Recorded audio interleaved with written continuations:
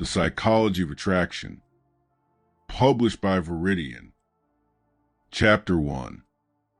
I remember the first time I realized attraction was less a lightning strike and more a quiet chemical conspiracy. I was 20, sitting across from someone whose laugh made the furniture tilt toward them. I told myself it was the way they tilted their head, the scent of rain on their jacket, the obvious interest in the tiny, strange thing they asked about. Later, when I tried to pin that moment down, I found there were half a dozen invisible forces at work. Hunger, mirror neurons, status signals, memory echoes, and a dozen little calculations my brain made in less time than it takes to blink. Attraction, I discovered, is less romantic folklore and more elegant architecture, built from bricks of biology, mortar of cognition, and the paint of culture. And once you understand how that architecture stands, you stop treating attraction like fate and start seeing it as a map.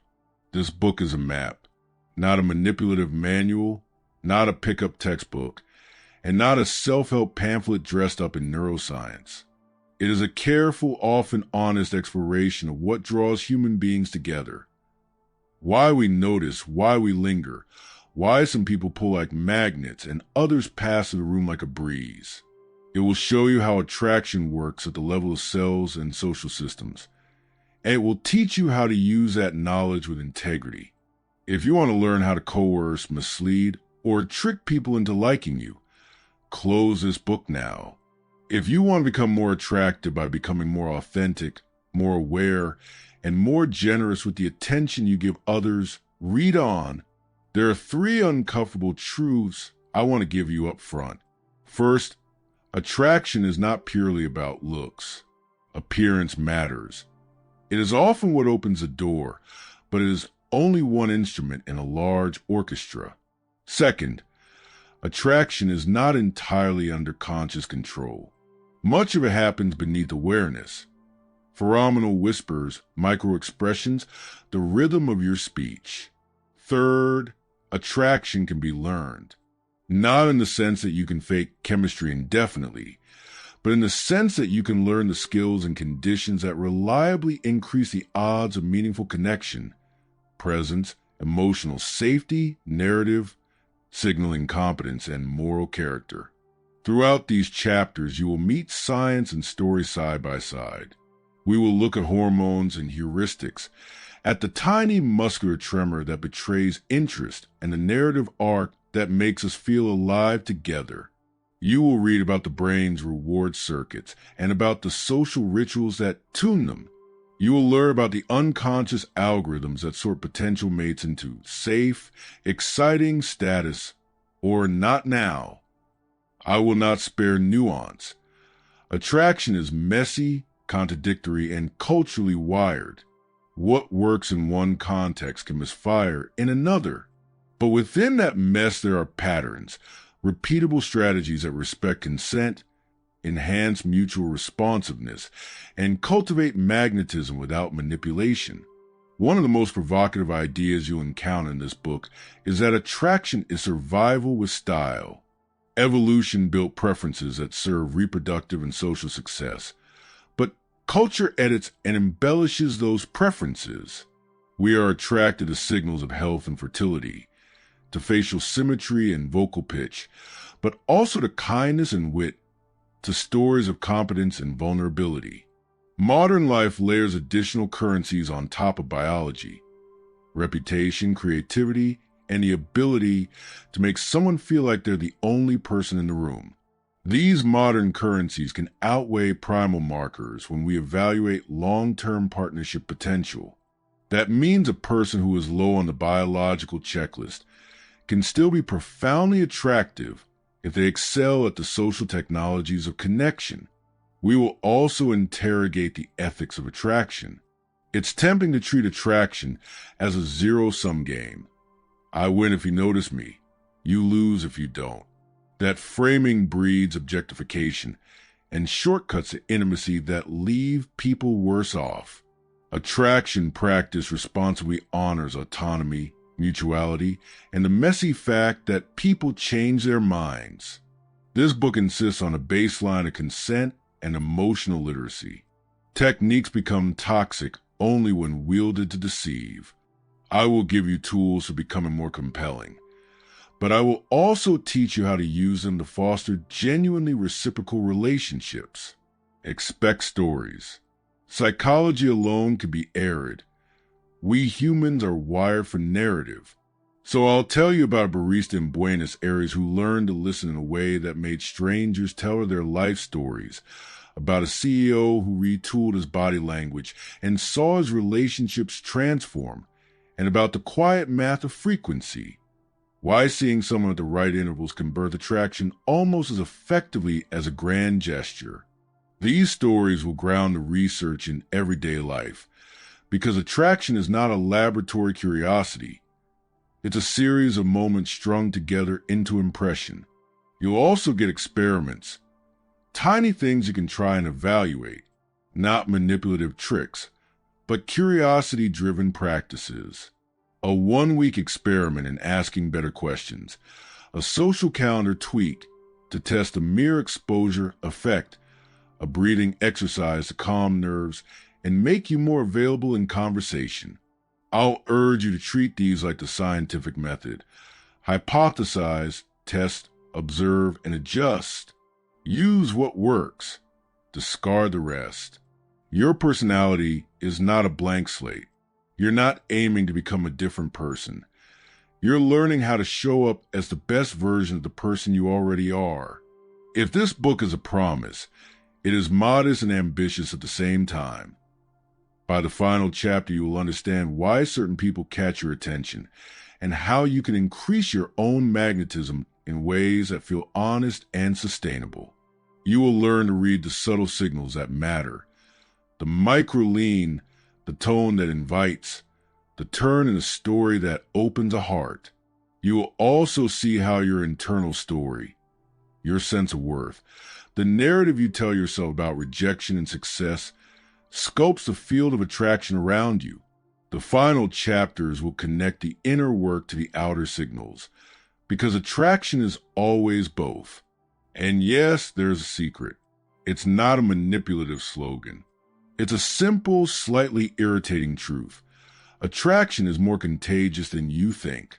Your interior state leaks into your posture, your voice, your choices, and other people pick up on that leakage at lightning speed. Happiness, curiosity, resilience, and moral clarity are magnetic in ways that no cosmetic hack can beat. The secret isn't a technique to be deployed. It's a condition to be cultivated. If you can cultivate it, you'll find that people are drawn to you not because you manage to fake something, but because you embody something people want to share in. I'm asking you to do more than read. Try the experiments. Notice what changes when you listen without planning your next line. Notice what shifts when you act from genuine interest rather than performance anxiety. Notice how quickly small acts of generosity and clarity ripple outward. If you do that, by chapter 10 you might close this book and look at human connection with a new kind of hunger, not for conquest, but for craft. So let's begin. We'll start where the body begins. The biochemistry of why we notice someone across a crowded room, from their will move through perception and signal, through culture and story, and finally into practice and ethics. The path isn't linear, attraction rarely is, but by the end you'll have a toolbox, a moral compass, and a few honest stories to carry in your pocket. If you're ready to stop blaming bad luck and start learning the quiet architecture desire, turn the page. Chapter 2. If Chapter 1 promised a map, this chapter hands you the most intimate instruments, the hormones, the neurons in the body's secret radio that broadcast desire before words ever arrive. Attraction begins in the wet circuitry of our bodies. It is not mystical. It is chemistry making meaning. Understanding that chemistry doesn't strip magic away. It sharpens it. It tells you why a glance can feel like an avalanche, why a handshake can send electricity through your palms, and why sometimes you fall for someone because the room smelled like rain and not because they were suddenly more interesting. Start with attention. Attention is the gatekeeper. You cannot be attracted to what you do not first notice. And the brain has evolved cheap, automated filters that push certain inputs up the priority ladder. One of the brain's most important rewards is dopamine. Dopamine does not equal pleasure. It equals wanting, the motivational itch that makes you lean in. When you encounter cues associated with reward, a smile that signals acceptance, a voice that implies competence, a smell that links to comfort, dopamine spikes. The spike makes you seek more of that input. Dopamine is the engine of approach behavior. It nudges you to move closer, to ask a question, to laugh. But dopamine is only stage one. For short-term intensity, the hot, breathless rush, adrenaline and norepinephrine flood the system. These stress-like hormones accelerate heart rate, sharpen focus, dilate pupils, and make everything feel urgent. They are the fireworks of initial attraction. That's why danger and excitement can feel erotically charged. The body's arousal systems are running the show, and the brain sometimes misreads the source. The classic example is when people on an adrenaline-inducing experience misattribute their arousal to the company they're with rather than the experience itself. The lesson here is subtle and useful. Intense physiological arousal amplifies attraction signals, but it can also mislead. If you want steady, reliable connection, learn to read whether attraction is about someone or the situation. If dopamine and adrenaline are the approach team, oxytocin is the glue. Oxytocin is released in moments of trust and safety. Eye contact, soft touch, shared vulnerability, and close conversation. It fosters bonding, increases feelings of closeness, and prompts people to seek proximity and support. It is crucial in long-term attachment, the magnet that turns a thrilling encounter into a relationship worth investing in. Practices that build oxytocin are low-tech and often boring. Sincere conversation, small acts of caretaking, consistent reliability. Oxytocin doesn't work as instantly as adrenaline. It accrues like interest. Over time, it changes the calculus. Someone who reliably reduces your stress becomes more attractive than someone who only spikes your dopamine occasionally. Hormones are not independent actors. Testosterone and estrogen modulate desire differently across people and contexts. Testosterone tends to correlate with assertive behavior and sexual interest. Estrogen interacts with sensory sensitivity and mood. Cortisol, the stress hormone, complicates everything. Moderate cortisol can sharpen focus and motivation. Chronically high cortisol undermines sexual desire and social openness. That means being perpetually frazzled is unattractive, not because of vanity, but because your chemistry signals you are a less reliable partner. Managing stress is not vanity work. It's an attraction strategy. Scent is a quiet, controversial player. Humans are far less pheromone-driven than many animals, but smell still carries unconscious information.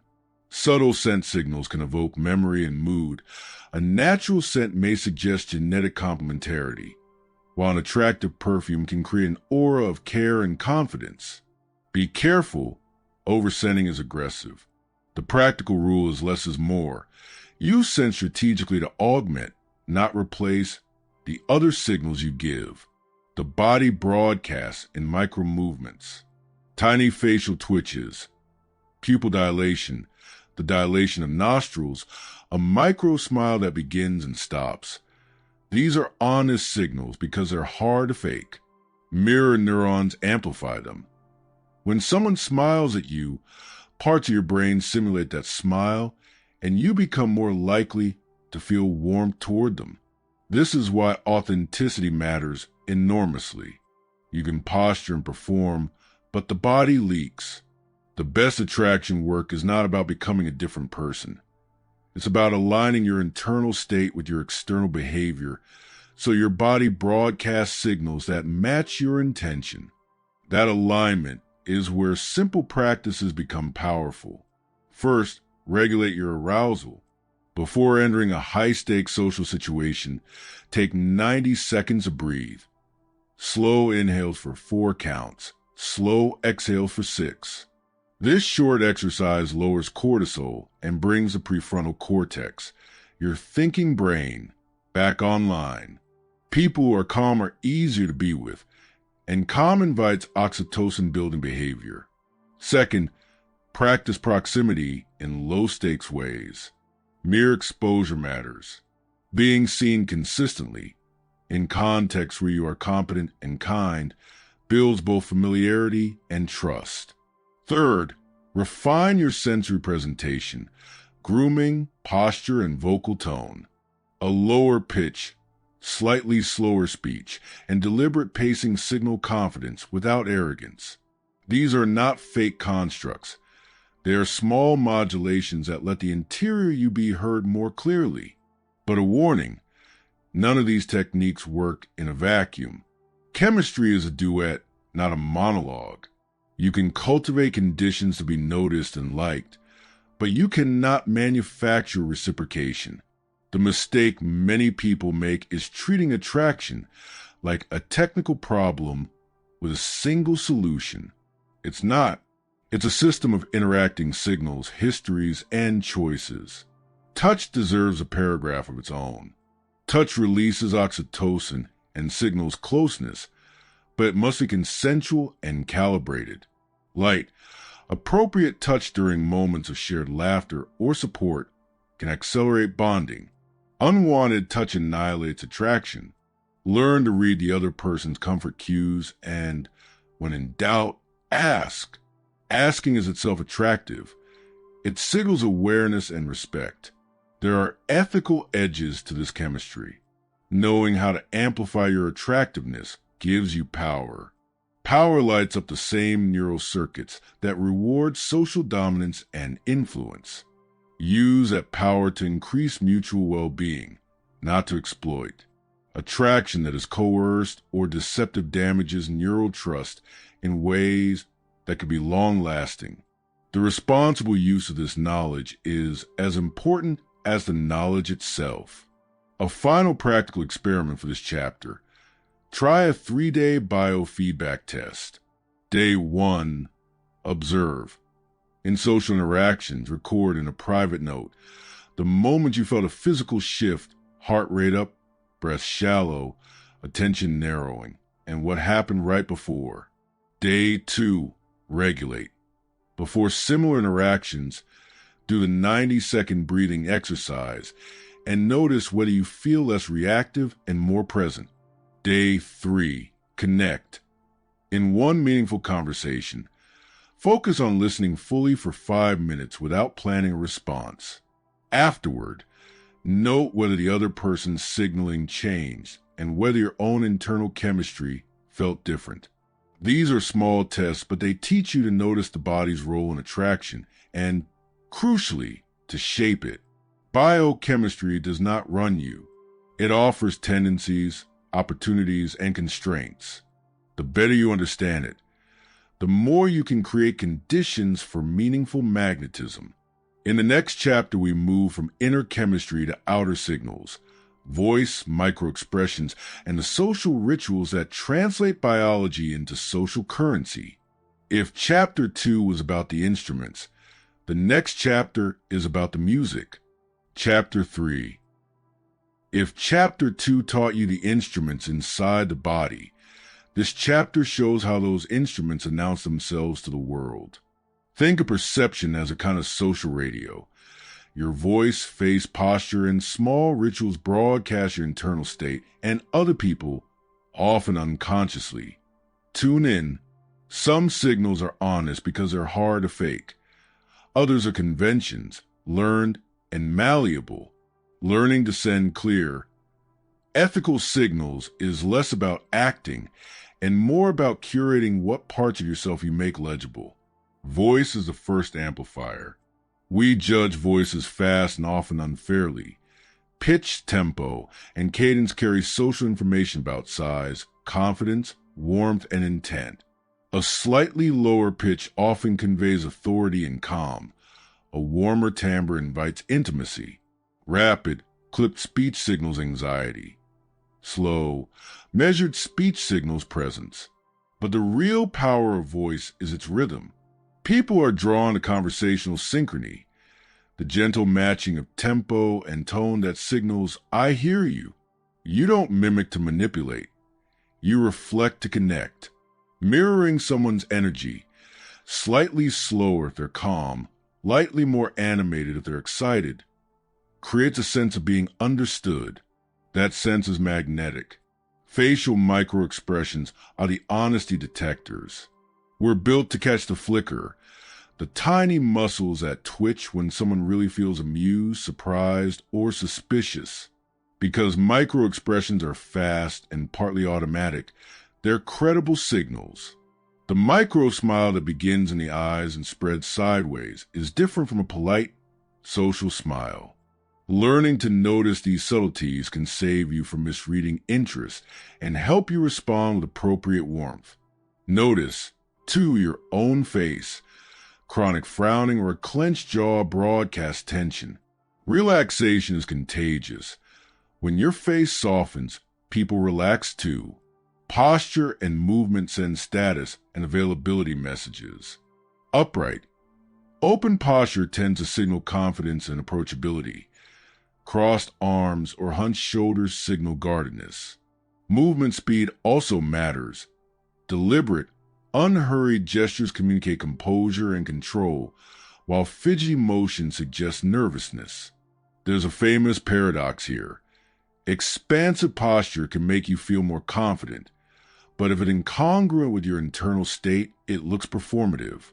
The subtle art is aligning posture with genuine emotion. Practice sitting or standing in ways that feel both comfortable and true to you. Your body will broadcast authenticity rather than theater. Clothing, grooming, and aesthetic choices are shorthand for identity. Humans are pattern matchers. We read visual cues and slot people into categories. A certain style signals profession, taste, values, or subculture.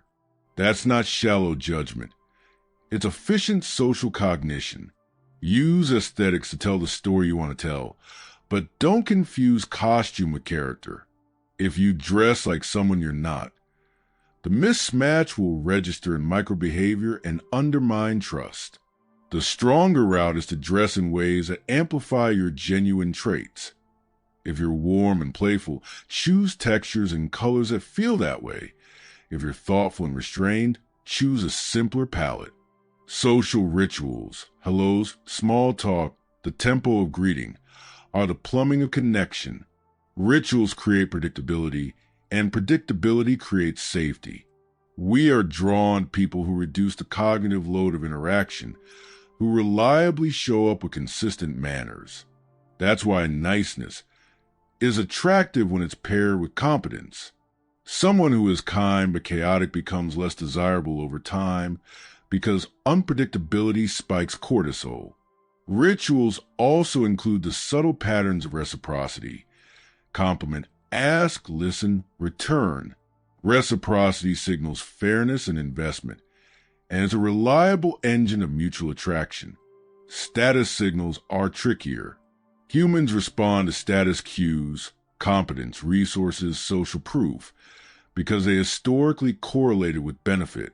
But status can be signaled ethically or toxically. Ethical signaling is competence demonstrated through action, doing a job well, being generous with credit, showing calm under pressure. Toxic signaling is ostentation or domination. People sense the difference.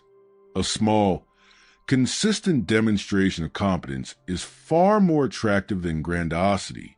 The best status signals are functional. Show your skills where they matter and let others see the results.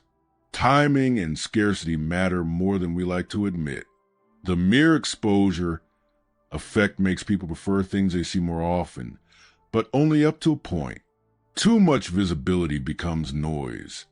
Too little becomes mystery. The art is cadence. Show up often enough to become familiar, but not so often that your presence loses distinctiveness. Scarcity enhances value only when it's authentic. If you deliberately create distance to manipulate interest, people see through it.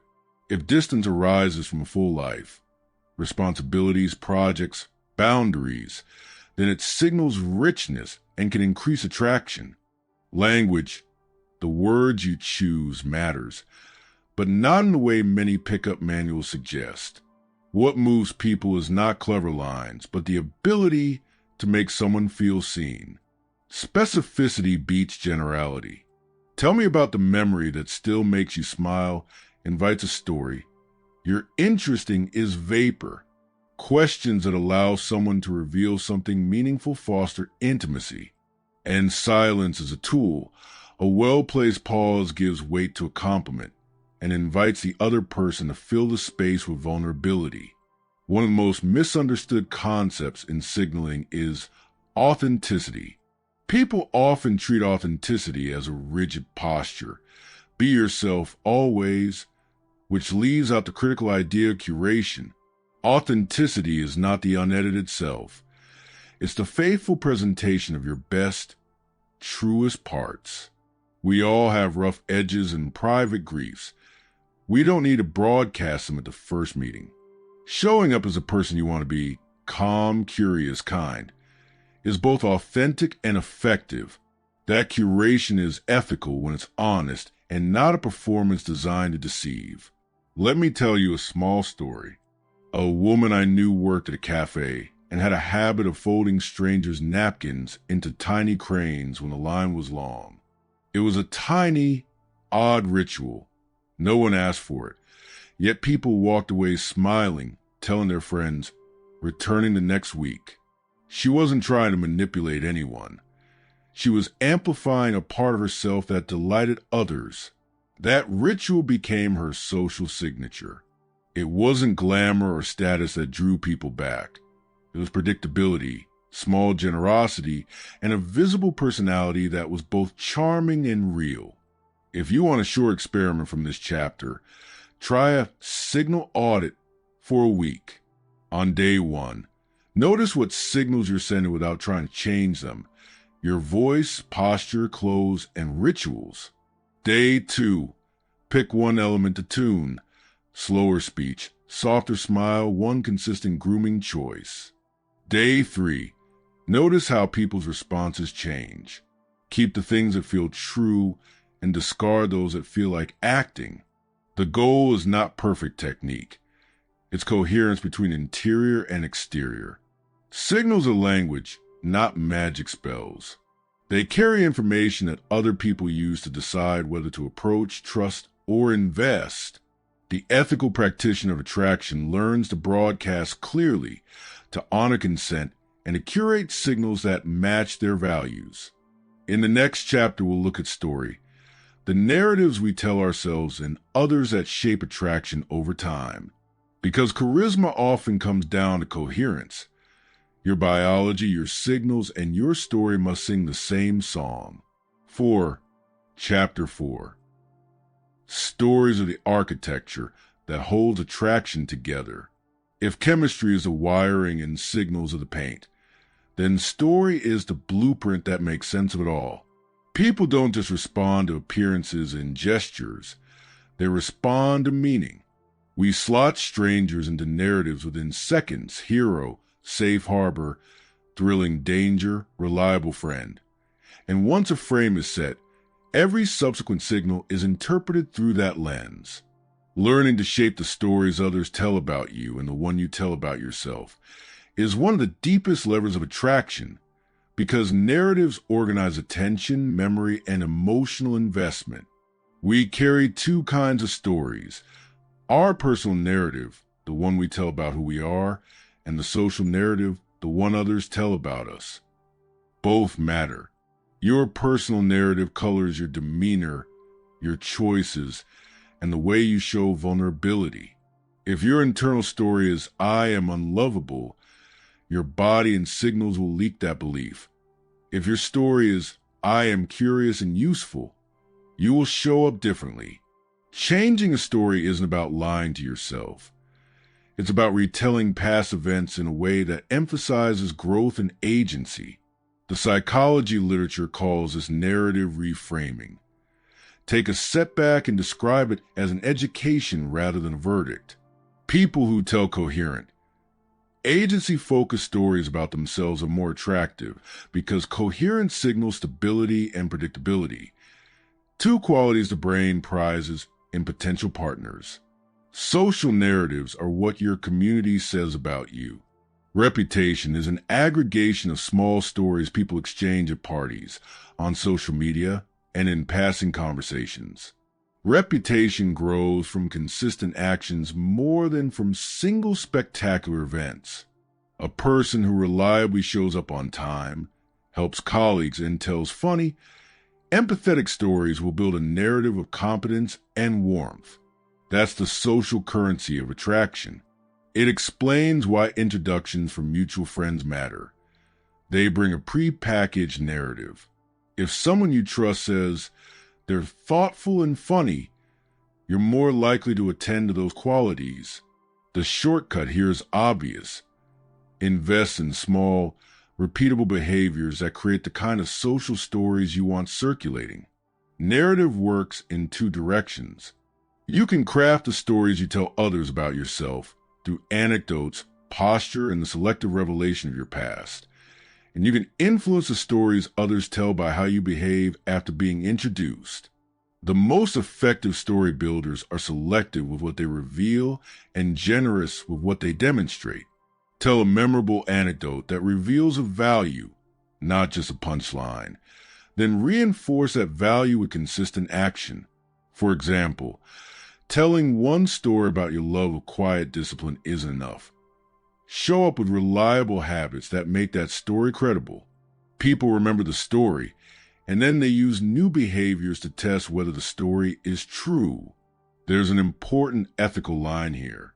Storycraft becomes manipulation when you fabricate experiences or misrepresent your intentions to game someone's feelings.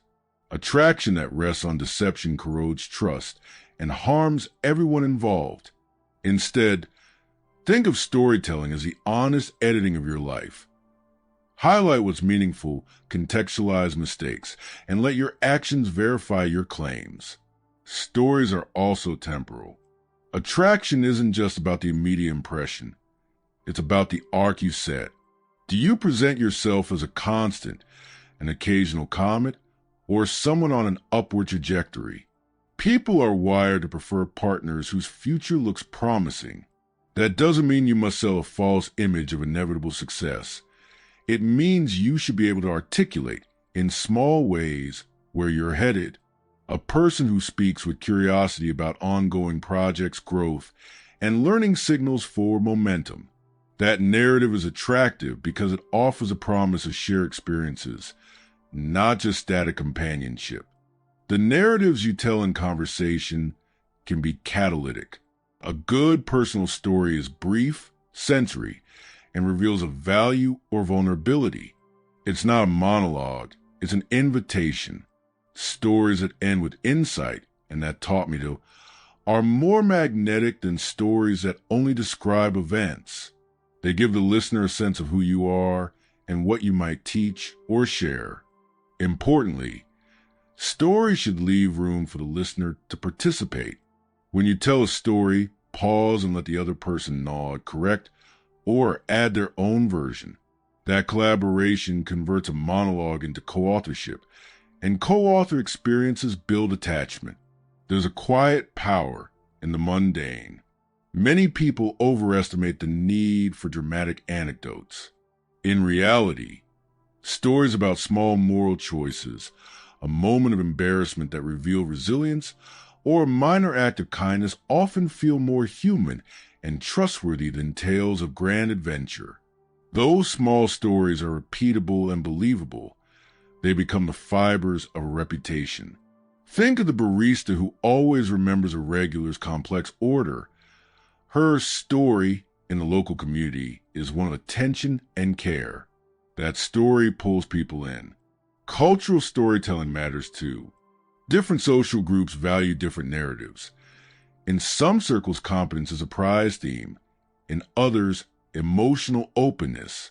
Being attractive across contexts means recognizing which narratives a particular group finds valuable and, if you genuinely share those values, leaning into them. But don't pretend to be someone you're not. People detect performative conformity fast.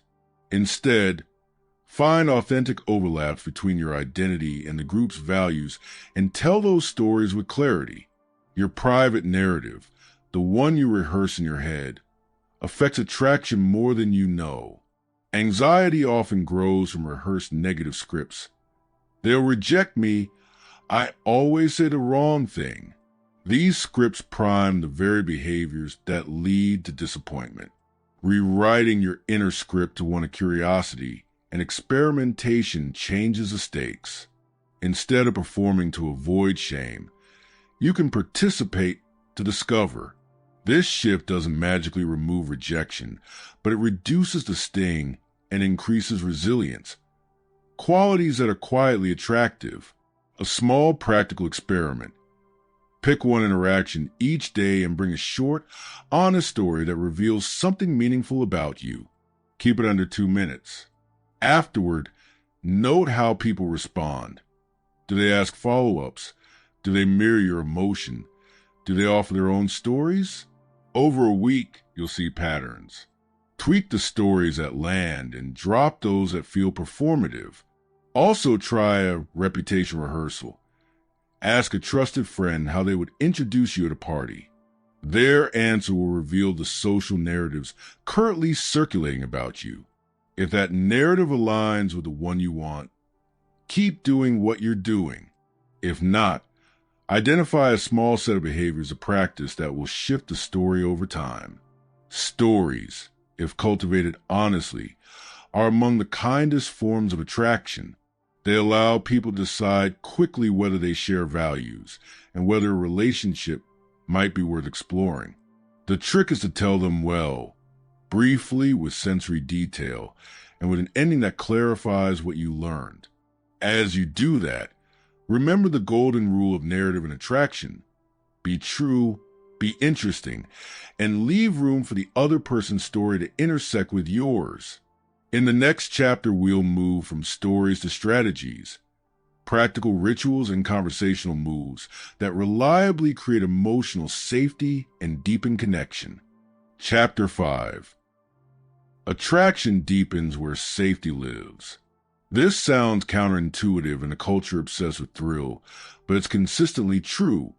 Without emotional safety, intensity burns fast and leaves ash. Emotional safety is not boredom, it is permission.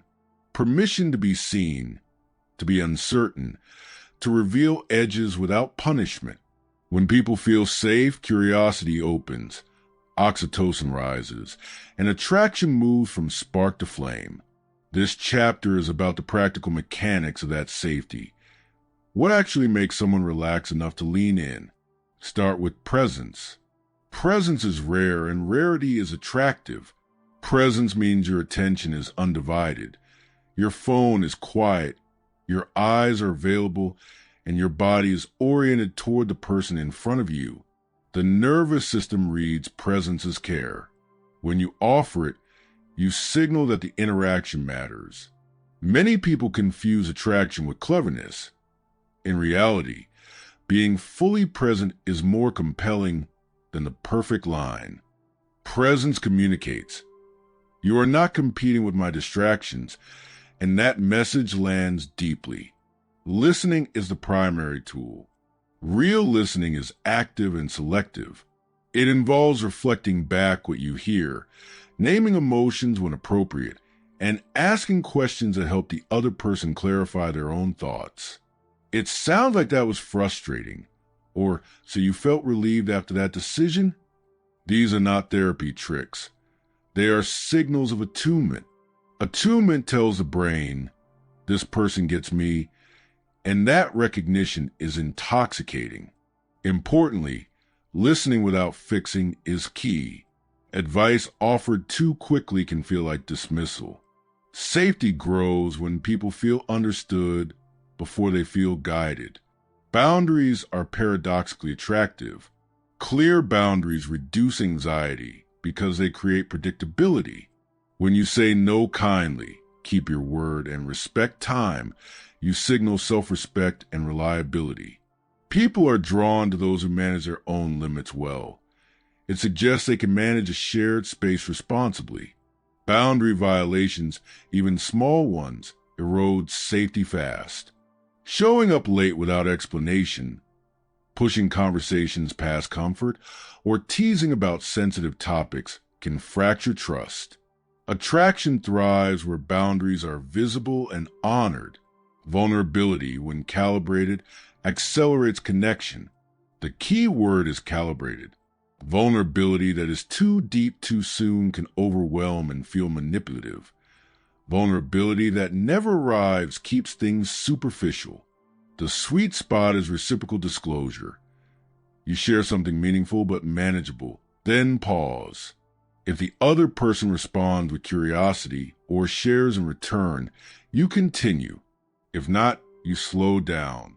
This dance respects autonomy and builds mutual trust. Vulnerability works because it signals courage and authenticity, traits our brains associate with leadership and partnership. Humor is a social solvent. Shared laughter reduces stress and synchronizes nervous systems.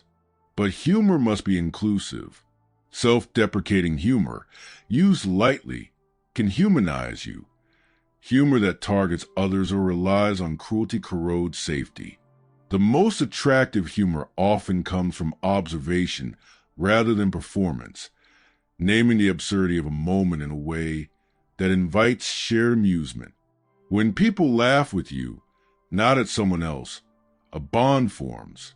Consistency is the quiet backbone of attraction. Grand gestures can initiate interest, but consistency sustains it. Returning messages when you say you will, following through on plans, and behaving predictably in conflict all contribute to emotional safety. Inconsistent behavior spikes anxiety and shifts the dynamic toward vigilance rather than attraction. People may mistake that anxiety for excitement at first, but it's a poor foundation for anything lasting. Conflict, handled well, can increase attraction. Disagreement is inevitable. How you navigate it signals maturity. Productive conflict involves curiosity, help me understand your view, responsibility, I can see how my action affected you, and repair, what would help now. Avoid contempt, defensiveness, and stonewalling. These behaviors poison safety. Someone who can disagree without threatening connection is deeply attractive because they signal emotional strength and respect. Rituals matter. Small, repeatable behaviors, checking in at the end of the day, a weekly walk, a shared playlist, create a sense of shared life. Rituals anchor relationships and give people something to anticipate. Anticipation fuels dopamine. Reliability fuels oxytocin. Together, they sustain attraction. You don't need many rituals. One or two done well are enough. There's a provocation worth sitting with. Many people chase attraction by trying to be impressive when what others crave is to feel important. These are not the same. Impressing centers you. Making someone feel important centers them. Shift the focus and watch what changes. Ask about what matters. Remember details. And follow up. These behaviors signal value and care, and they compound over time. A practical exercise for this chapter. Try a safety sprint over 7 days. Choose one person you interact with regularly. Day 1. Practice full presence for 10 minutes. Day 2. Reflect an emotion you hear. Day 3.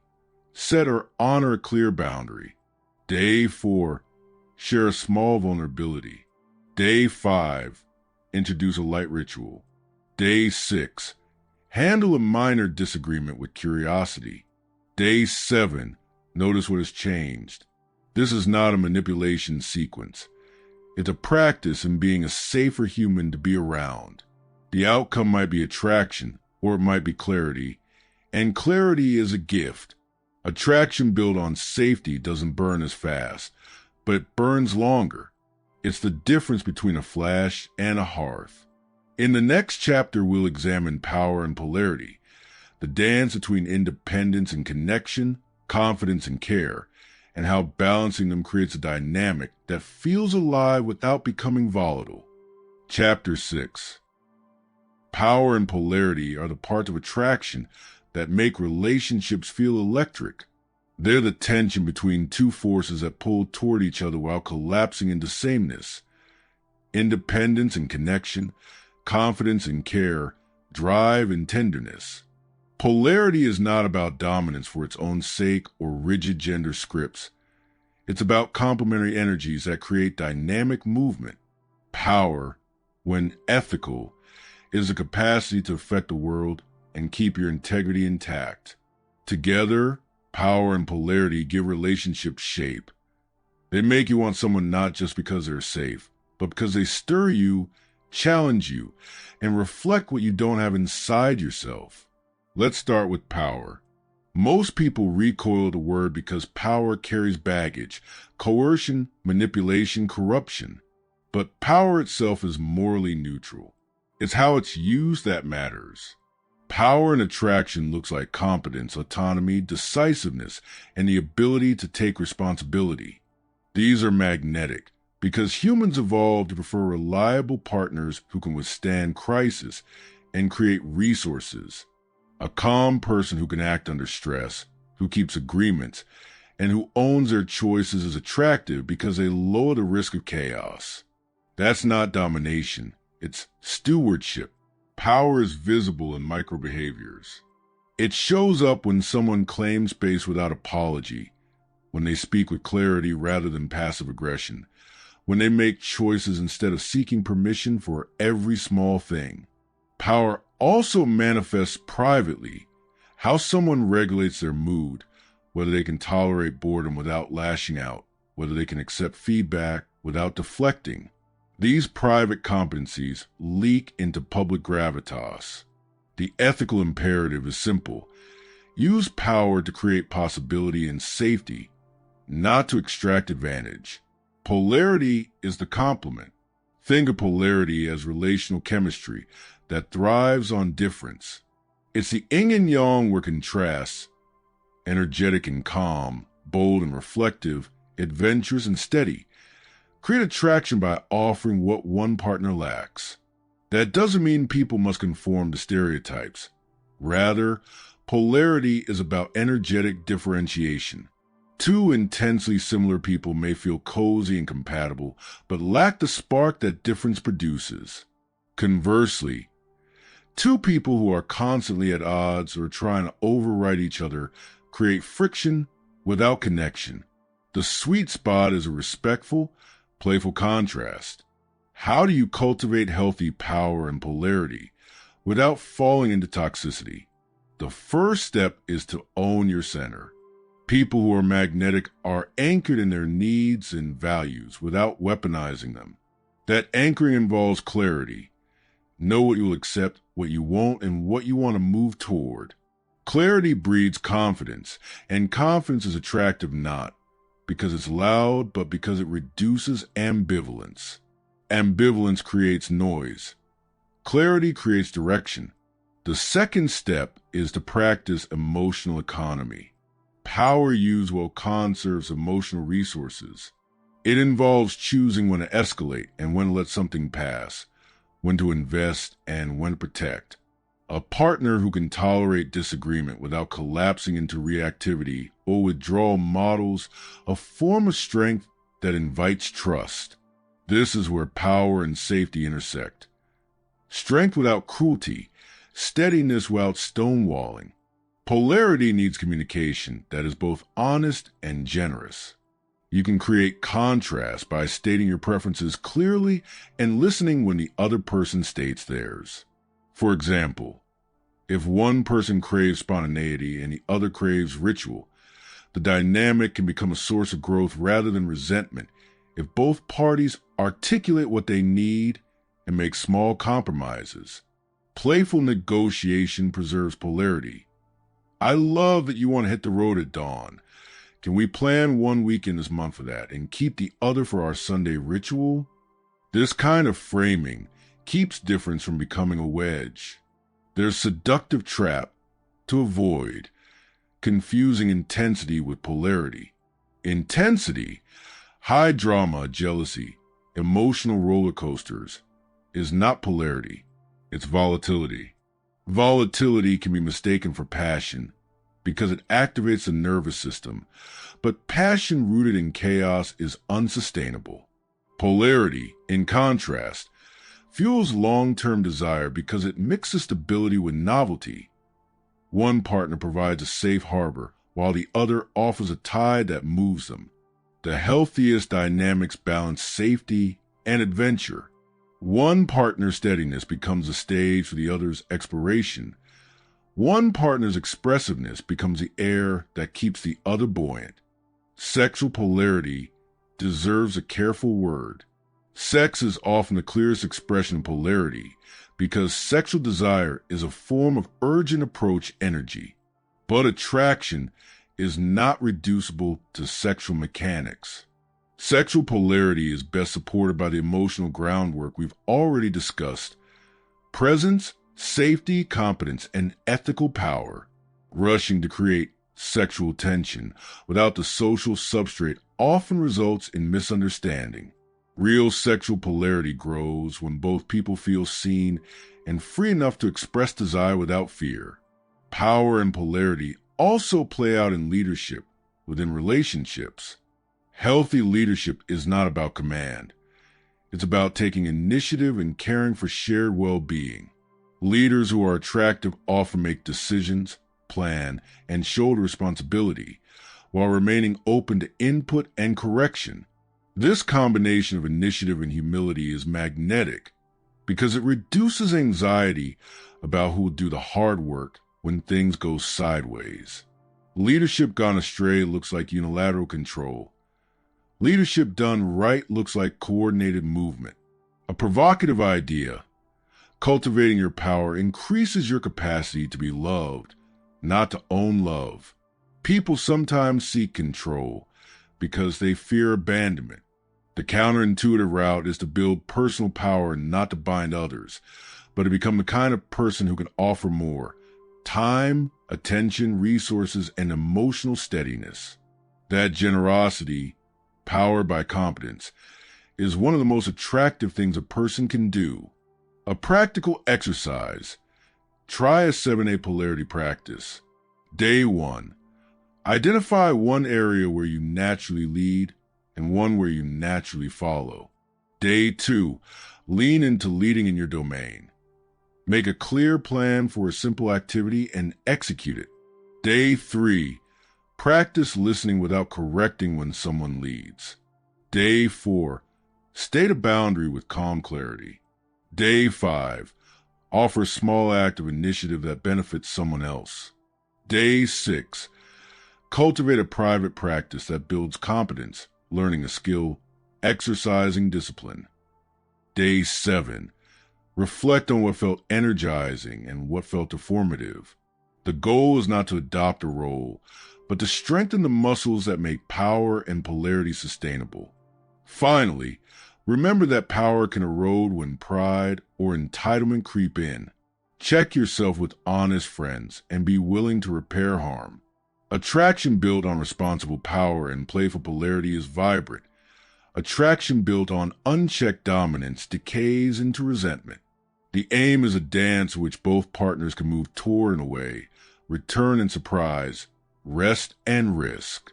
When power and polarity are balanced with ethics and generosity, attraction becomes not a contest, but an ongoing discovery, one that keeps both people alive to themselves and to each other. Chapter 7. If the previous chapters trace the forces that spark and sustain attraction, this chapter turns inward to the patterns that shape how we attach.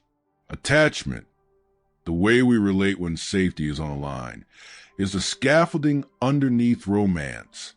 It determines whether we move toward closeness or away from it when things get real. Understanding your attachment style and your partner's is less glamorous than seduction techniques, but it is far more predictive of long-term connection. It also offers the most useful lever for change. You can't control someone else's wiring, but you can learn how to show up differently and how to choose partners whose patterns complement yours. Attachment styles start in childhood but echo through adulthood. Psychologists typically describe 3 broad styles: secure, anxious, and avoidant, with a 4th, disorganized, showing up under more chaotic conditions. Secure people grew up with caregivers who were predictable and responsive. They find closeness energizing and conflict manageable. Anxious people often learn that love had to be earned and vigilantly check the relationship's temperature. They crave reassurance and can become preoccupied with perceived slights. Avoidant people often learn that closeness was risky or unreliable, so they prize independence and minimize vulnerability. These are simplifications, of course. Human beings are complex, and many adults show mixtures of styles depending on context, but the model is a remarkably practical map. Attachment styles aren't moral judgments. Anxiety doesn't mean someone is weak. Avoidance doesn't mean someone is selfish. They're survival strategies that worked in specific developmental contexts. That humility matters because it allows us to move from blame to curiosity. If your partner pulls away under stress, ask less, "Why are you like this?" and more, "What does this pattern need to feel safe?" When you can do that, you create space for repair instead of escalation. Patterns interact. 2 anxious partners can create a feedback loop of pursuit and alarm. 2 avoidant partners can drift into parallel lives of polite distance. The anxious avoidant pairing is a classic tinderbox. The anxiously attached partner pursues to feel close, which triggers the avoidant partner's alarm, which then escalates the anxious partner's pursuit. These dynamics feel compelling and dramatic, but they're corrosive if unaddressed. Secure partners, by contrast, generally have an easier time creating mutual regulation because they soothe and return without catastrophic reactivity. So what can you do if your style is not secure? The good news: attachment is malleable. You can learn secure behaviors. The first step is awareness, seeing your triggers and the cascade they produce. When you notice yourself spiraling, checking phone, rehearsing worst-case scenarios, shutting down, pause and label the emotion. "I'm feeling anxious and small." Naming reduces reactivity. The second step is regulation. Breathing, grounding, brief exercise. Anything that brings the prefrontal cortex back online, so you can choose your response. The third step is practice in small, safe interactions. Ask for a small reassurance and notice how your partner responds. Accept a disagreement without catastrophic meaning. Return to connection after repair. Over time, these micro habits build new neural pathways. Communication practices tailored to attachment differences are enormously helpful. If your partner is anxious, explicit reassurance and predictable rituals. Text when traveling, regular check-ins. Reduce alarm. If your partner is avoidant, emphasize autonomy while offering invitation. I'd love to share this with you, no pressure, just an invitation. For both, ask for what you need in clear, non-accusatory language. "I feel disconnected when we don't text for long stretches. Would you be willing to send a quick check-in when you're busy?" These requests are small tests that build trust when honored consistently. Choice matters too. Your attachment patterns influence the partners you select. People often unconsciously choose partners who confirm their expectations. For instance, someone anxious may be drawn to unavailable partners because it matches their internal script. That pattern is painful but understandable. Actively choosing differently is a radical act. Choose people whose behavior patterns support the secure traits you want to embody.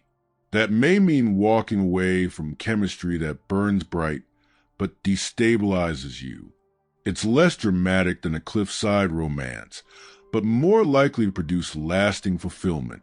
Long-term attraction depends on the joint capacity to repair. Repair is a small art of acknowledging harm, apologizing, and returning to connection.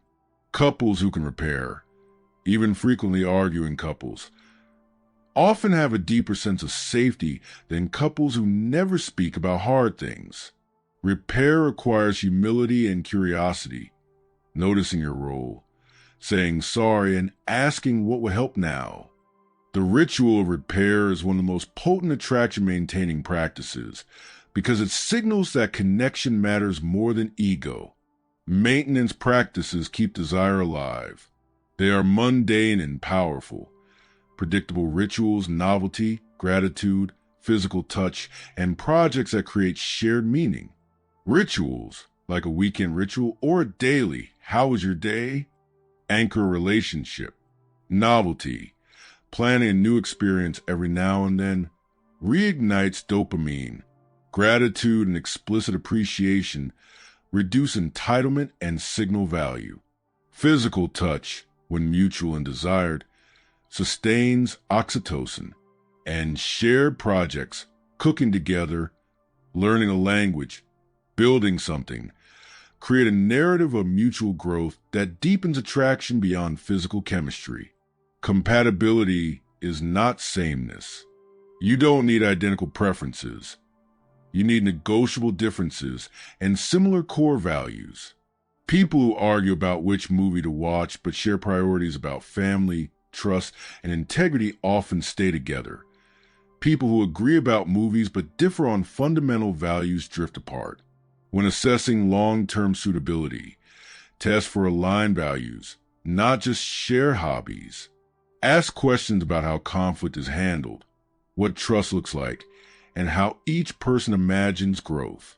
These conversations are practical, even if awkward. A short experiment for this chapter, the attachment check-in. Pick one relationship, romantic, close friend, or family member. Step 1. Reflect privately on how you tend to react under stress with this person. Pursue, withdraw, stay calm. Step 2. Share that observation with them in a short, non-defensive way. I've noticed I get anxious when we don't talk for a day. I don't want to blame you. I want to work on it. Would you help me test something? Step 3. Propose one small habit, 2 texts a week, a 5-minute nightly check-in, a code word for needing space, and try it for 2 weeks. Step 4. Reassess. Did the habit reduce reactivity? Did it feel intrusive or supportive? Adjust accordingly. Attachment work is not a quick fix. It's slow, unsexy, and deeply human. But it's also the thing that turns fleeting chemistry into a life worth sharing. When you learn to notice your patterns, practice regulation, choose partners with compatible core values, and prioritize repair, attraction becomes not just an initial rush, but a durable quality of your shared life. That durability is not the opposite of passion. It's a condition that allows passion to return again and again, wiser and more generous. In the next chapter, we will examine the social ecosystem, friends, family, and culture, and how it shapes attraction for better and worse. Chapter 8. We seldom admit how social attraction really is. We tell romantic origin stories as if two people met in a vacuum. A chance glance on a subway, a mutual eye roll across a crowded room. The truth is messier and more social. Attraction rarely blooms alone. It germinates in a field fertilized by friends, family, gossip, reputation, and culture. Your social ecosystem hands you a script, a cast of characters, and an audience. Learn to read that stage, and you'll see why some relationships ignite, and others wither before the second date. Start with friends. Friends function as accelerants and filters. They supply social proof. When someone you trust speaks well to person, your brain shortcuts the unknown and grants provisional interest. That's efficient. Evolutionary efficiencies save time and danger, but it also means friends who be vetters and editors of your romantic life. A friend who teases a crush can deflate attraction. A friend who praises curiosity can make the same person seem heroic. Friends also provide narratives. The friend who tells a tale of how considerate you were with a stranger creates a social memory that others absorb. This is why introductions through mutual friends often feel warmer. They come with a pre-packaged reputation. But the provocative flip is that your friends also model what's acceptable. If your social circle values hustle above tenderness, you'll be nudged toward partners who match that script, even if your private longing is for gentleness. Family is subtler and deeper. Families are not mere background noise.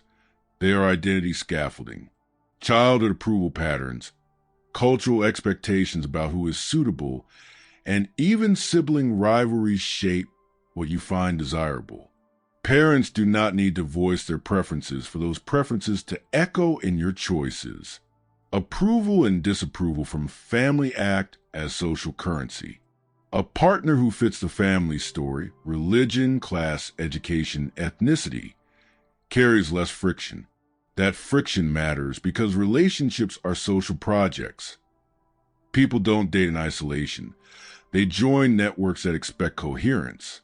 Navigating family approval is one of the quieter arts of long-term attraction. You can't bulldoze every objection, but you can learn to speak both your truth and the family's language. Show how your choices honor core family values, care, responsibility, respect. Even when the surface markers differ. Culture and subculture set the aesthetics and moral grammar for desire. What looks sexy in one place feels odd in another. Consider how cultures script courtship rituals, from the slow, affectionate courting of some Mediterranean towns, the brisk, transactional dating scenes in big, fast cities. Media amplifies these scripts. Movies, songs, and online influencers teach us what counts as romantic competence. The provocative observation is that many of us fall in love with the performance of a culturally approved script rather than the person themselves. That performance can be intoxicating and empty. The antidote is cultural awareness. Notice which scripts you've internalized and ask whether they still serve you. Technology has introduced a new and noisy layer. Algorithms, profiles, and curated feeds. Dating apps slice and repackage social proof into swipes and likes. They're brilliant at exposing quantity, but lousy at revealing quality. The online stage privileges certain signals. Photos, witty one-liners, curated lifestyles that don't always translate to offline chemistry. Worse, algorithms erect echo chambers. If your social graph constantly rewards a certain look or brand of humor, you become optimized for that niche, and your real-world options narrow. The provocative but practical takeaway is to treat the digital realm as a sieve, not the whole ocean. Use it to expand options, not to define your worth. Reputation is a currency that moves through all these channels. Reputation is slow money. It accumulates across small acts. A person who is generous with time and honest in small moments builds a reputation of reliability that makes them more attractive to potential partners and allies. Conversely, reputational liabilities, unreliability, petty cruelty, showy self-absorption, travel fast. Guard your reputation like a public good. It increases your social investment return more than any flattery or profile polishing. There's a hard truth here. Sometimes the people who would be good for us aren't in our current ecosystem. Your friends might be a collection of wingmen who value drama. Your family might prize conformity. Your city's dating scene might skew towards short-term play. In those cases, Staying in place and tweaking personal tactics won't be enough. You may need ecosystem work, changing your social terrain. That doesn't necessarily mean abandoning people. It can mean expanding your world to include new groups, classes, clubs, volunteer projects, where different values are practiced and different reputations can form. The people you meet in contexts that echo your deeper values are more likely to become lasting partners. Social sabotage is real and often unconscious. Friends who introduce you to bad partners might be reproducing their own unexamined patterns. Families who disapprove may be protecting traditions that once ensured survival.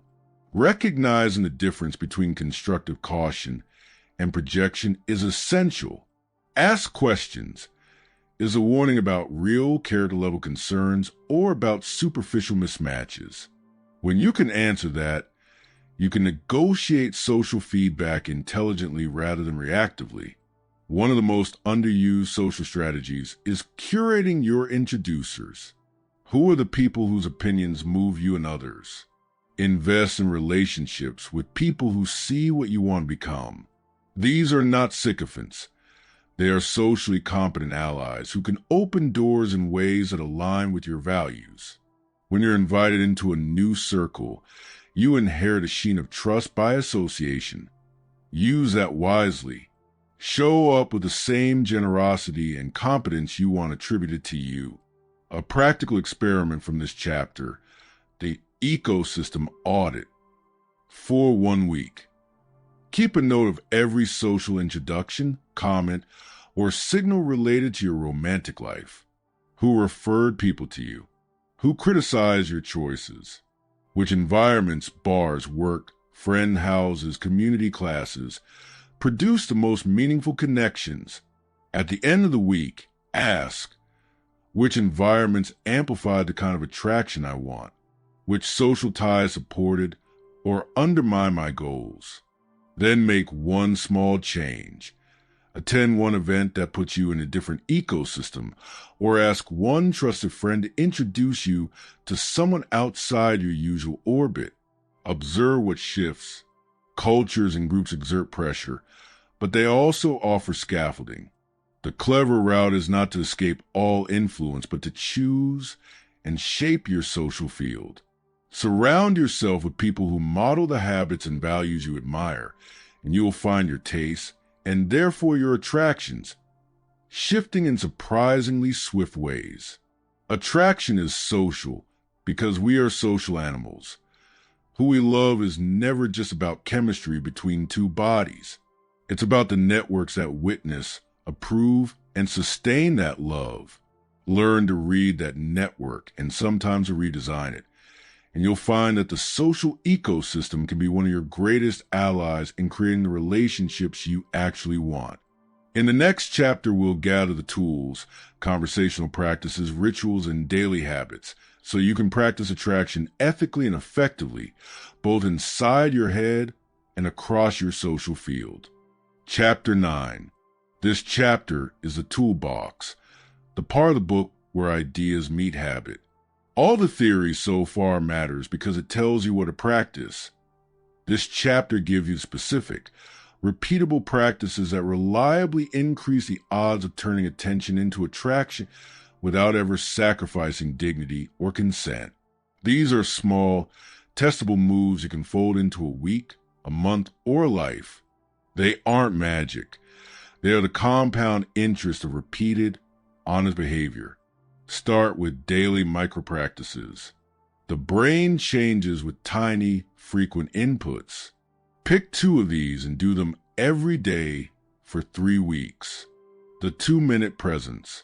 Twice a day, stop for 2 minutes and practice being fully present with someone, a partner, a child, a barista. Make eye contact. Soften your face and listen without planning a response. No multitasking. Set a timer, if that helps. This trains your nervous system to slow down and makes presence an accessible default rather than an aspirational ideal. The curiosity question.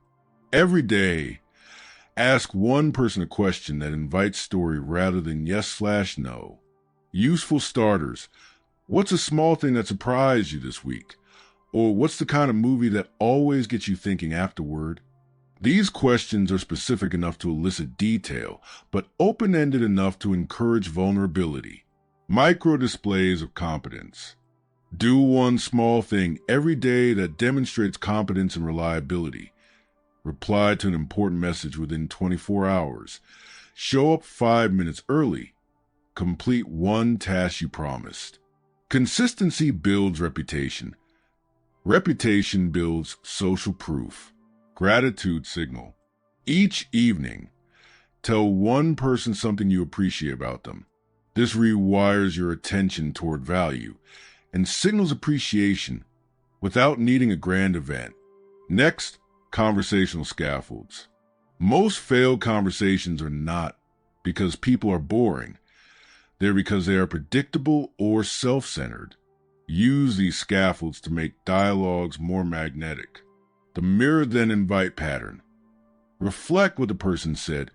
It sounds like that project really lit you up. Then invite elaboration. What was the best surprise about it? This doubles the chance of deeper disclosure. The specific compliment. Instead of "you look great," try "that color on you makes your eyes clearer, it's unexpected." Specificity signals attention and is less likely to be taken as flattery. The pause and wait. After saying something vulnerable, pause. Let silence give your statement weight. Too many people rush to fill the air. The pause lets the other person decide to engage. Practice rituals at scale. Rituals create predictability and anticipation. The two things that build oxytocin and keep desire from burning out. The weekly check-in, a 20-minute slot where two people share highs, lows, and one request for support. Time box it. Rituals that are short and consistent succeed where grand plans fail. The shared novelty. Once a month, do something new together. A cooking class, a short road trip, an improv session. Novelty spikes dopamine. Coupling it with safety, your rituals, helps the relationship integrate the high into a secure pattern. The tiny habit loop. Attach a relational habit to a stable trigger. After we brush our teeth, we share one thing we're grateful for. Small loops are easier to maintain than ambitious initiatives. Measurement is practical, not clinical. Track what matters to you, not to prove your charisma, but to learn.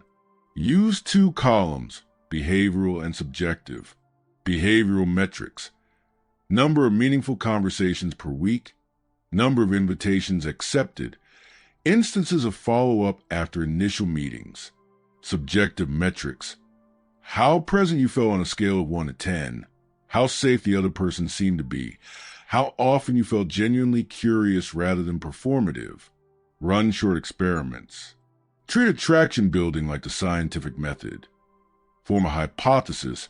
Run a 7 to 14-day test and observe. Example experiment. Hypothesis. If I ask more follow-up questions, conversations will last longer and feel deeper. Test.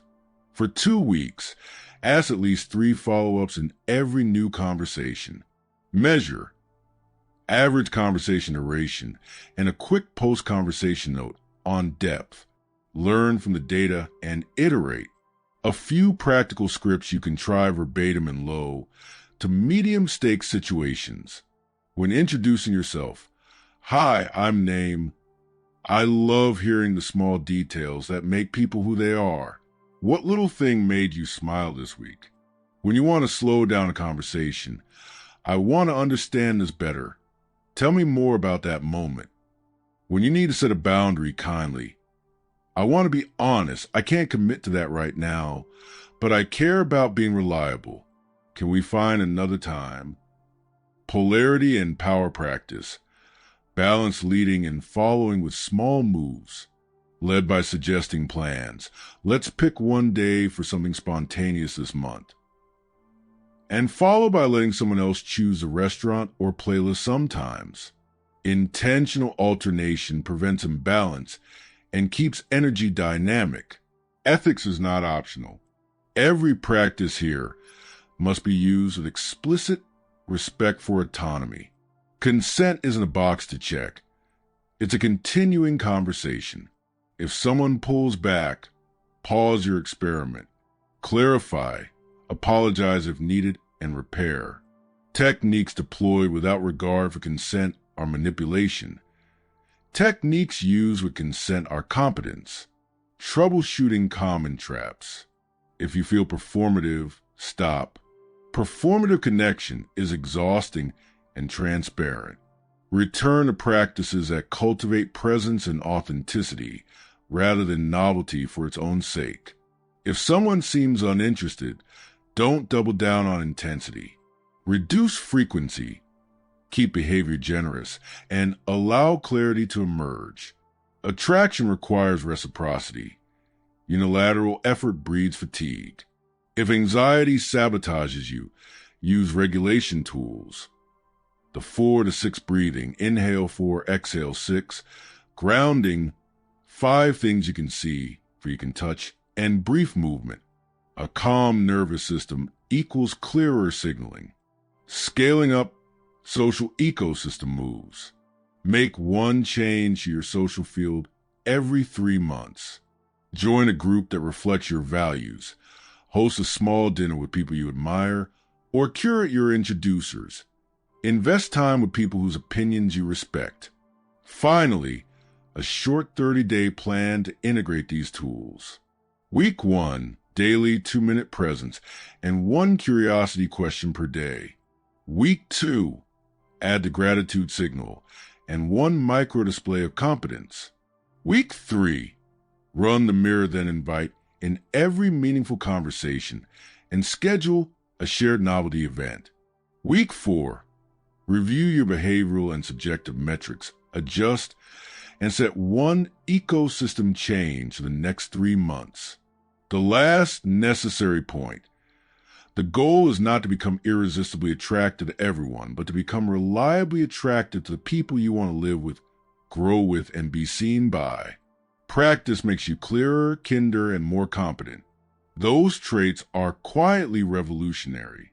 In the final chapter, we'll pull these threads together and look at how to live the rest of your life in a way that makes meaningful attraction not an accident, but a byproduct of a well-ordered inner life. 10. Chapter 10. By now you have read hormones and heuristics, signals and stories, safety and polarity, attachment and ecosystems, practice and ritual. Each chapter was a piece of the same truth. Attraction is not a single trick, but a lived architecture, a set of habits, stories, and moral choices that shape who you are and how people respond to you. This final chapter pulls the threads together and asks the practical question you came here to answer. How do you live so that attraction is less a fluke and more an honest byproduct of a well-ordered life? First, make coherence your standard. Coherence means your interior and exterior point in the same direction. It's the simple but hard task of aligning what you feel, what you intend, and what you show. When those elements line up, your body stops leaking mixed messages. Your voice, posture, and story start to tell the same truth. You are steady, you are curious, you care. Coherence is not perfection. It's sufficient alignment so that other people can trust your cues. Trust is the simplest currency of sustainable attraction. Second, choose practices over promises. Big transformations feel inspiring, but habits change lives. Return to the toolbox in Chapter 9 and pick the 3 practices that matter most to your temperament. Commit to them for 90 days. Why 90? It's long enough to create visible neural and behavioral change, short enough to feel like an experiment. Keep the practices small and measurable. 2 minutes of presence twice daily, 1 weekly ritual, and 1 competent signal you can reliably deliver. Measure consistently, reflect weekly, and iterate. Small, repeated practices compound into personality.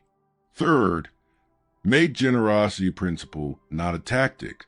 Attraction grows where people feel seen and safe. Generosity here means attention, truthfulness, and time. It does not mean constant giving until you deplete yourself. Healthy generosity is bounded and sustainable. You offer what you can and are honest about limits. When generosity is coupled with boundaries, it signals both warmth and competence, an irresistible combination. Practice the generosity boundary dance. Give without losing yourself.